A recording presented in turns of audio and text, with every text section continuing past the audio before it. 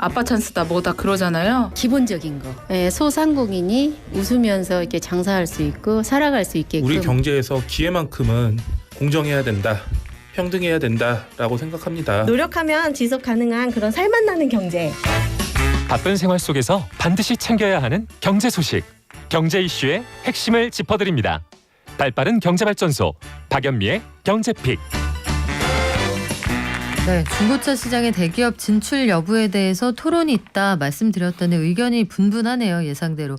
우리 구은 사관님은 실제로 중고차를 구입하셨는데 좋지 않은 결과가 있어서 이 중고차 시장에 대기업 들어와서 공정하게 경쟁했으면 좋겠다 이런 의견 주셨고, 에큐 썸머님은 그래도 헐값에 좋은 차 사길 바라면 안 되죠. 중고차도 제값 주고 잘 고르면 괜찮습니다 하셨는데 요 잘 고르는 게 어려워서 요게 참 쟁점이 됩니다. 이 동반성장위원회나 중소기업 적합업종 지정 이거 이명박 정부 때부터 해온 건데 여러 가지로 고민해볼 문제들이 좀 있다 이런 의견이 있네요. 종전 서비스가 채우지 못하는 것들 혹은 놓친 부분 그런 공백에서 새로운 서비스에 대한 수요가 생기기도 하니까요. 이런 부분들은 저희가 속보 들어오는 대로 계속 알려드리겠습니다. 그리고 앞으로 2주 뒤면 사실 2주 뒤도 아니네요. 다음 주인가요? 다음 주부터 새해가 얼마 남지 않았는데 미국에서는 1월 첫째 주 1월 5일이 되겠습니다. CES가 열리거든요. 전 세계에서 가장 큰 가전쇼, 라스베가스 가전쇼라고도 하는데 올해는 온라인으로 진행이 됐습니다만 내년에는 드디어 오프라인으로 개최가 된다고 합니다. 우리 기업들도 막판 준비에 한창이라고 하는데요. 온라인 초대장 돌린 회사들도 있고요. 분주하게 돌아가는 모양입니다. 신기술의 집합체 CES 2022에서는 어떤 세상을 보게 될까요? 디지털투데이의 황치규 기자가 미리 알려드립니다. 안녕하세요. 안녕하십니까. 자, 크리스마스가 얼마 안 남았습니다. 네, 제 머리에 모자를 보고 네. 크게 놀라셨는데 자, 우리 신기술에서 어떤 거 보고 놀라게 될지 오늘 구체적으로 알려주세요. CES라는 게 세계 최대 규모의 가전 전자박람회 맞죠? 네. 그 CES가 이제 1월에 열리고 그 또 2월에 또 MWC라고 해서 모바일 월드 컨그레스에서 이제 통신 모바일 쪽에 좀 특화된 글로벌 전시회가 있고요. 또 9월에 독일 베를린에서 이제 네. IFA라고 해서 좀 가전 쪽에 좀 초점이 맞춰진 전시회가 있는데 요 세 개가 이제 지금까지 좀 그래도 좀 되게 활기 있는 좀 대형 IT 전시회로 좀 분류가 되어 왔고, CES 같은 경우는 이제 연초에 좀 열리다 보니까 좀 한 해 좀 글로벌 테크 트렌드나 주요 업체들 제품이나 이제 전략 등을 좀 미리 살펴볼 수 있는 행사로 좀 많은 사람들에게 좀 많이 각인이 돼 있습니다. CES는 올해는 그래서 오프라인으로 한다 하다가 온라인으로 열렸고 MWC는 개최 직전에 취소가 됐잖아요. 그렇죠. 그 MWC도 내년에는 제대로 열릴까요? 지금 현재로서는 지금 뭐 작년에도 이제 이게 다들 이제 좀 불확실성이 워낙 크기 때문에 행사 자체를 이제 좀 확신할 수는 없는 것 같아요. 여러 기업들도 일단은 뭐 참가를 예정하고 있는 기업들도 이제 두고 봐야 된다는 입장들이 좀 많아서 지금 현재 코로나 이슈가 지금 계속 된다면 지금 유럽 상황이 또 스페인이 약간 이제 개방이 좀 돼 있었다가 다른 나라들이 좀 뭐 만만치 않은 상황으로 지금 확산이 되고 있기 때문에 지금으로서는 좀 뭐 이렇게 예단하기는 힘든 상황입니다. 올해 내년이군요. 내년 CES에는 얼마나 많은 회사들이 참가를 합니까? 예, 보통 CES에 한 4,000개 넘는 기업들이 좀 참여를 했는데요. 좀 올해 이제 좀 하이브리드 방식으로 이제 온라인하고 이제 오프라인이 같이 열리는데 이제 한 2,100개 정도 기업이 좀 참가를 할 예정이라고 해요. 이게 주최 측 이제 발표에 따른 건데 요것도 조금 이제 변수들이 좀 있어서 좀 뭐 막상 현장에서 좀 더 지켜봐야 될 것 같고요. 그 좀 예전에는 이제 좀 CES가 이제 거물급 기업들이 다 나오고 국내에도 뭐 이제 대기업 총수들도 가고 그랬지만은 또 이게 거물급 인사들이 나오고 그러다 보니까 이제 좀 북적북적 됐어요. 사람들이 좀 몰리고 여기를 통해서 이제 뭐 좀 글로벌로 진출하려는 기업이나 아니면 좀 글로벌의 파트너를 좀 구하고 싶어 하는 회사들이 좀 현장에서 이런저런 좀 미팅을 갖고 좀 비즈니스에 의미 있는 뭔가 미팅을 좀 갖는데 되게 어필하는 행사였는데 올해 이렇게 일단은 유력 인사들 참가가 좀 예전보다는 많이 덜하고 그러다 보니까 이제 이런 소프트한 매력이 예전보다는 좀 많이 덜할 것 같거든요. 그러다 보니 이제 현장에서 좀 열기가 좀 어느 정도일지는 좀 지켜봐야 될 것 같습니다. 그래요. 회사들마다 부스 사이즈도 좀 줄인다 이런 얘기들이 있더라고요. 네. LG하고 AMD는 모바일로 온라인 부스 초대장을 이미 돌렸다는 네. 얘기도 들어와 있는데 코로나 상황에서 전 세계적으로 가장 큰 행사라서 1월 초에 이 행사를 하느냐 마느냐 네. 규모가 어떠냐에 따라 올해 코로나19 상황의 산업계 동향까지 볼 수가 있잖아요. 네. 올해 각국 기업들 어떤 신기술을 내놓을 것으로 예상하고 계신가요? 좀 제가 뭐 요 방송을 좀 준비하면서 그 홈페이지에 올라온 키워드들을 좀 봤어요. 이제 키워드들을 올라오는 기업들하고 키워드들을 좀 봤는데 뭐 5G부터 블록체인의 자동차 제조업 그리고 뭐 로봇, 엔터테인먼트, 뭐 암호화폐, 뭐 NFT 요즘에 이제 뭐 나오는 좀 새로운 뭐 좀 관심 있는 키워드들이 거의 대부분이 지금 들어가 있다 보니까 이게 이제 뭐 가전업체만 이제 뭐 IT 업체들만의 행사가 아니라 좀 약간 디지털을 활용해서 비즈니스를 하는 뭐 전 세계 좀 주요 업체들 모든 업체들이 좀 해당된다라는 좀 그런 게 행사로 좀 많이 바뀌어 있고요. 좀 기조연설만 좀 놓고 보면 기조연설만 놓고 보면 이제 GM의 메리바라 CEO가 이제 기조연설자로 지금 올라와 있고 그리고 헬스케어 업체로는 처음이라고 그래요. 이제 그 에보트라고 그 의료기기나 이제 의약품을 판매하는 좀 대형 헬스케어 기업인데 그 로버트 포드 CEO가 이제 또 CS 기조연설을 좀 맡았고요.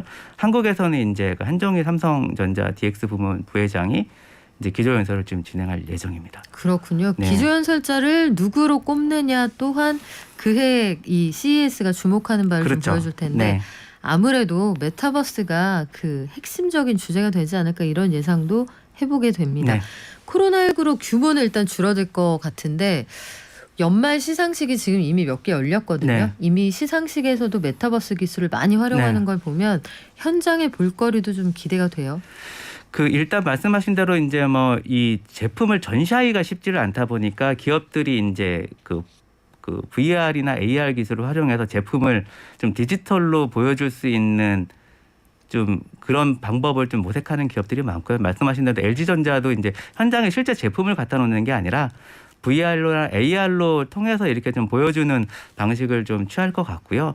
이외에도 다수 업체들이 지금 제품을 갖다 놓을 수가 없는 전시장에 갖다 놓을 수가 없는 상황이어서 다른 대안으로 좀 모색하다 보면 약간 이제 말씀하신 대로 메타버스 이런 방법들을 좀 고민을 할 것 같고 스냅챗이라고 좀 미국에서는 굉장히 유명한 그 모바일 메신저죠. 젊은 층들이 많이 쓰는 메신저인데 요런 이 그걸 운영하는 이제 스냅이라는 회사는 그 AR 기술을 활용해서 이제 이커머스에서 물건을 좀 사고 물건을 좀 가상화된 물건을 사고 그리고 이제 디지털 그 환경에서 옷도 직접 이렇게 좀 시범적으로 이렇게 입어보고 하는 부분들도 현장에서 좀 이렇게 퍼포먼스를 좀 한다고 해서 관심을 많이 모으고 있습니다. 그래요. 스냅챗 대표가 모델 미란다 커 남편 아닌가요? 저는 처음 듣는 네. 굉장히 젊고 뭐 예전에 이제 뭐 그 페이스북의 인수 제안을 또 거절하면서 되게 좀 화제가 됐었죠. 전도 유명한 에반스 피겔입니다. CEO죠. 한국 기업들도 그 늘 나가는 회사들이 있어요. 그렇죠. 특히 대기업들이 많이 나가는데 저는 이게 흥미롭더라고요. 현대중공업이 처음으로 CES에 간다. 뭘 가지고 왜 가는 겁니까? 네, 뭐 좀 CS에 배 만드는 회사가 뭐 왜 나가냐 싶냐 왜 나가냐 이렇게 좀 생각하실 분들도 있는 것 같은데 또 현대중공업은 나름 뭐 보여줄 거리들이 좀 많다고 합니다. 그 자율 운항 기술을 좀 활용해서 좀 이런 좀 해양 모빌리티라는 비전을 좀 어필해 보겠다고 하는데요. 그 이외에도 이제 로봇과 AI 기술을 활용한 또 이제 산업용 기계도 좀 선보일 예정이고요.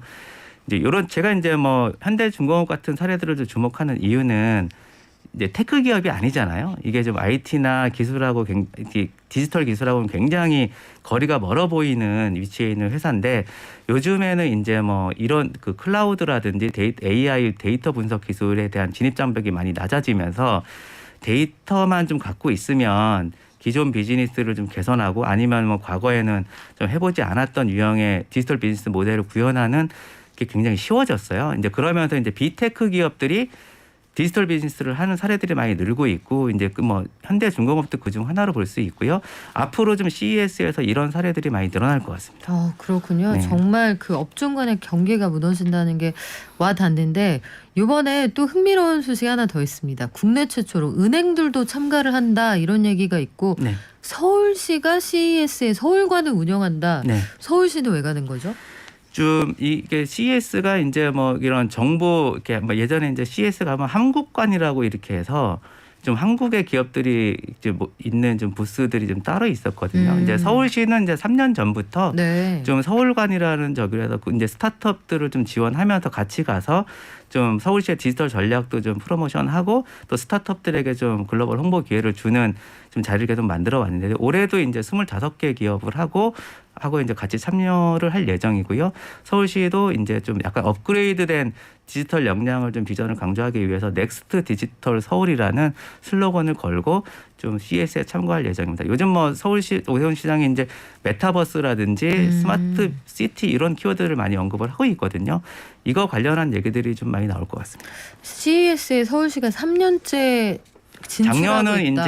이제 좀 뭐 온라인 저기였기 때문에 그 전에부터 네, 서울시가 좀 참여를 해왔습니다. 네, 요거는 몰랐던 분들 많을 텐데 은행들도 간다는 얘기가 있어요. 은행은 네. 가서 어떤 걸 보여줄 수 있나요? 신한은행이고요. 이제 신한은행도 이제 여기서도 이제 신한은행이 만든 디지털 서비스를 이제 선보일 예정인데 디지털 라운지라고 이제 올해 이제 신한은행이 발표한 약간 무점포 비대면 무점포 기술이에요. 이제 여기서 이제 뭐 기존에는 이제 그 은행원과의 대면으로 상담을 통해서만 가능했던 업무들이 이제 계좌를 발급하거나 카드를 발급할 때 이게 단순히 뭐 ATM으로 뭐 돈 보내거나 이런 거랑은 성격이 다르다 보니까 창구에 가서 이렇게 대면으로 상담이 좀 필요했던 업무들이었는데 이런 부분들을 약간 이제 키오스크나 AI 기술을 좀 활용해서 좀 비대면으로 처리할 수 있도록 이제 해주는 약간 무점포 그 서비스로 볼 수 있고요. 이제 여기에 이제 약간 좀 흥미로운 점은 이제 좀 이런 그 비대면으로 이제 이런 업무들을 처리할 수 있도록 AI 뱅커라고 그래서 네. 좀 뭐 이 가상은행원으로도 볼 수 있는데요. 이제 요런 이제 절차상 무슨 문제들이 있을 때마다 좀 AI 뱅커가 나서서 이제 저 이런 프로세스가 이제 끊기지 않도록 지원을 해준다는 것이 특징입니다. 그래요. AI 뱅커는 부디 좀 한국말로 소통이 자유로웠으면 좋겠어요. 요즘에 글로벌 기업들이 한국에 진출할 때 AI 챗봇이 많이 들어오잖아요. 네. 한국말이 잘 안 통한다 이런 얘기도 있던데 우리 마지막으로 짧게 삼성, LG, 현대는 뭐 한답니까 이번에? 삼성하고 LG는 모두 이제 TV가 좀 관심을 많이 받고 있습니다. 항상 네. 거기서 경쟁을 하죠. 네, 이제 메인 이거 뭐 혁신상을 탈 때도 이제 보통 다 TV가 메인의 중심에 서고 기타 이제 뭐 이런저런 주변 기기들이 이제 뭐 이렇게 좀 포진을 하는데 삼성전자 같은 경우는 이제 퀀텀 닷 디스플레이라고 그래가지고요. 좀 뭐 어렵게 들릴 수는 있겠지만 어쨌든 뭐 좀 화면 시청의 경험을 좀 더 뭐 낮게 해주는 네. 디스플레이 기술인데 이 퀀텀 닷 디스플레이를 탑재하는데 OLED TV를 선보이지 않겠느냐라는 게 유력하게 좀 거론이 되고 있고 LG 전자 같은 경우도 이제 OLED TV인데 크기가 이제 90인치대 OLED TV를 좀 선보일 것으로 이렇게 좀 관측이 좀 되고 있습니다. 그래요. 현대도 미래차에 대한 컨셉카를 보여주겠죠 기자였습니다. 이번에도. 그래요. 지금까지 디지털투데이의 황치규 기자와 함께했습니다. 고맙습니다. 감사합니다.